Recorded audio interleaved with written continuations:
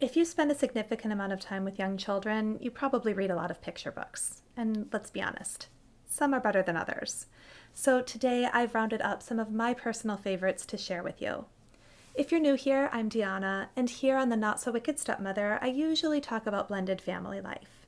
But this one is for anyone looking for some great books to read to the little ones you love. These are all books that our kids genuinely enjoy, which I think is the most important thing.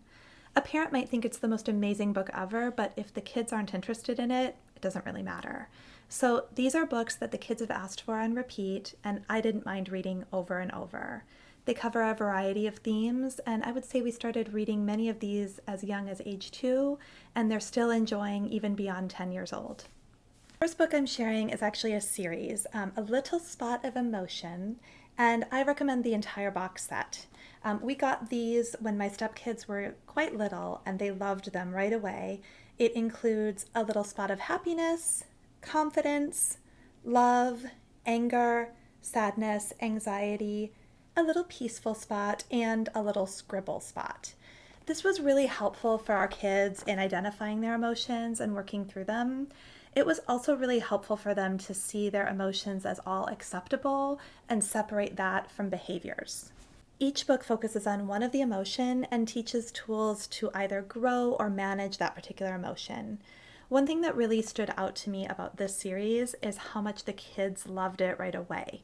I think a lot of things that are trying to teach kids something, they identify and are resistant to, but this particular one, all three of our kids really liked. The older kids would often take them into their rooms when they were old enough to read, and I know that they were using some of these tools or practicing some of these tools. And my youngest, who's 4, almost 5 now, is currently really into them. He really likes to read these, and he identifies his feelings and references them. On that same theme, I would put the classic Alexander and the Terrible, Horrible, No Good, Very Bad Day, Grumpy Monkey, and the perhaps less well-known The Happy Book, which has a similar journey through the emotions as the Little Spot books. All of these books do a great job of validating all emotions, especially unpleasant ones, and giving kids some language for those feelings when they experience them. Next up is The Rabbit Listened, which might be my favorite of all. On the back it says, "Sometimes hugs say more than words." If you're not familiar with this one, it is basically a masterclass in empathy, and I think it's mostly for the parents. A really good reminder to sit with our kids and just be present and listen. Basically, the story is we meet Taylor, and I think Taylor could be a boy or a girl, which is great because any kid can identify with Taylor. I'll refer to Taylor as a he. Taylor builds something, and it comes crashing down. And Taylor's sad, and all these different animals come and have a different idea of how to either solve the problem or change how Taylor's feeling about it. And it isn't until we meet the rabbit, and the rabbit just sits with Taylor, that Taylor is able to process his own emotions and come to his own conclusions about what he would like to do next.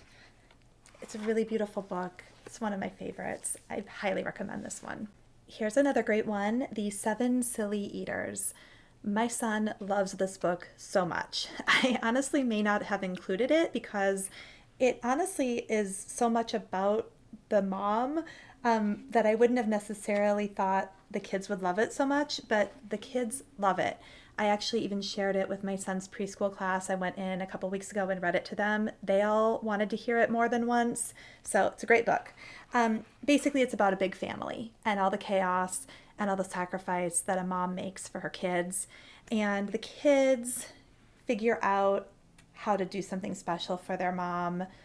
It goes wrong, but that it ends up resolving and being amazing. And it's really about all these different unique things about the kids coming together to make something truly special, their family, but of course it's told through the symbols of what they like to eat. Next we have Dancing in the Wings by Debbie Allen, who is an accomplished dancer and choreographer, and this is semi-autobiographical. We meet Sassy, a little girl who wants to be a ballerina. She is taller than the other girls. She feels different. She has a lot of attitude. She gets made fun of a little bit. And we watch her on her journey of following her dreams to become a professional ballerina. Spoiler alert, she does become a professional ballerina. On the way, she learns a lot about self acceptance and just being comfortable in her own skin and not needing to do anything to stand out, trusting that her talent and her hard work are enough. We meet another spirited female protagonist in Princesses Wear Pants.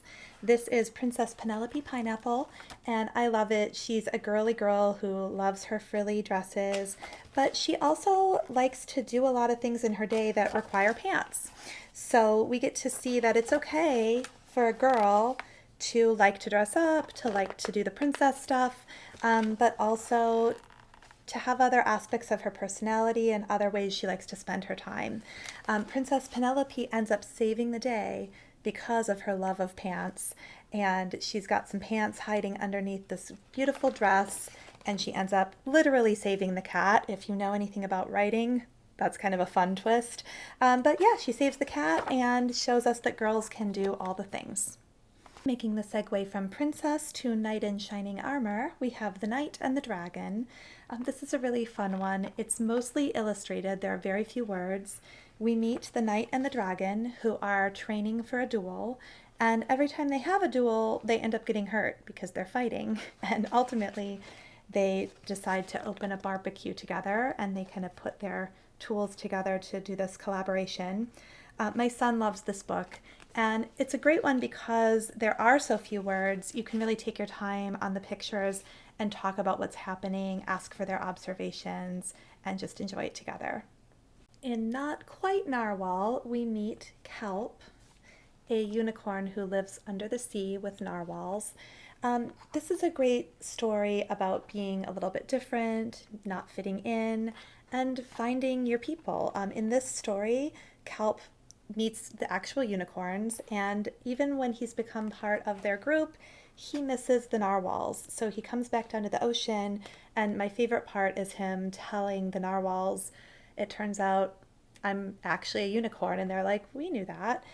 So, there are just so many ways that people can feel different or feel a little bit of an outsider, and this book does a lovely job of showing kids that you can be more than one thing. There's a little bit of a theme in some of these books that I've chosen, but that you can be both. It's okay to be a sea unicorn and a land narwhal. More unicorns in Unicorn Day. This book has a special place in my heart. It was one of my son's favorite books when he wasn't even 2 years old. It was one of his first favorite books that he wanted to hear all the time. He loves horses. He called all horses and unicorns neigh-nays at that time. And it's a great one. It's held up. It's kind of grown with him. So in this story, it's just fun and colorful. There's unicorns and a lot of cool stuff going on in the pictures. But then what happens is, they have a glitter fight, and it is revealed that one of the unicorns is an imposter. It's actually a horse. And there's this moment of like, oh no, he's not actually a unicorn, and he feels sad. And again, it's worth noting that this picture here of the sad horse was one of my son's first times naming an emotion and noticing that everything had been really fun and happy until this moment, and he noticed it right away, which gave a lot of opportunity to talking about that. And what happens is the unicorns accept the horse.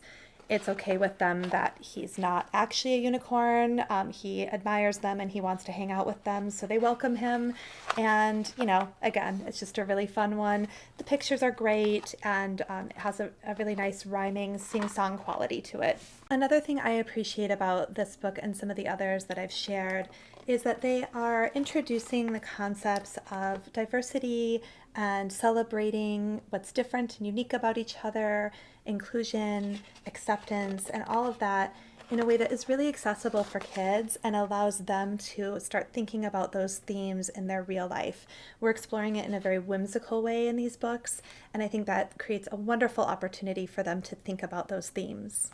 Knuffle Bunny Free. If you're anything like me, you might not be able to get through this one without crying. I've read it so many times, and it gets me every time. But in Knuffle Bunny, we meet a little girl named Trixie, and Trixie loses her special lovey on a trip with her family to visit her grandparents. And we go on this emotional journey with Trixie of missing her Lovey and feeling like she's growing up and having to live without her special Lovey. And what encourages her to get through it is thinking about the other children who might meet Nuffle Bunny and how Nuffle Bunny might help them. So when she does eventually get Nuffle Bunny back, she makes a very mature and kind and selfless decision to give Nuffle Bunny to a younger child, to a baby on the airplane who's crying. It's a really, really beautiful story. And then it has this little epilogue that's like designed to make parents cry, where we see the fast forward to the future when Trixie's a mom and her old pen pal who had Nuffle Bunny sends Nuffle Bunny to her child. It is such a sweet story. And again, it's another one like Seven Silly Eaters that surprises me a little bit how much my son loves it, because it feels like it's speaking directly to the parents. But Mo Willems is a wonderful author, and he is an expert at speaking to children as well. The last one I'll share today is Sleep Like a Tiger, which might be my favorite bedtime story and has been for our kids as well. It's about a little girl who doesn't want to go to bed. Familiar story, right? And her parents, the king and queen, tell her she doesn't have to go to sleep, but she does need to lay in her bed. And then they tell her all about the different animals and how the animals sleep. And it's really beautifully illustrated, which I think is a big reason that kids respond to it so well. The pictures are really beautiful and rich, and there's a lot going on. And the little girl talks about a tiger sleeping to be strong. And then she kind of goes through in her own imagination, acting out all the animals. And eventually, of course, she drifts off to sleep. Thank you for joining me today. I would love to hear from you. So let's keep the list going. If you have some favorite books, please comment them below. I'd love to hear from you. If you enjoyed this video, please give it a thumbs up and consider clicking that subscribe button. It's really helping me out, and I appreciate you very much. I'll see you next week. My spot has been taken.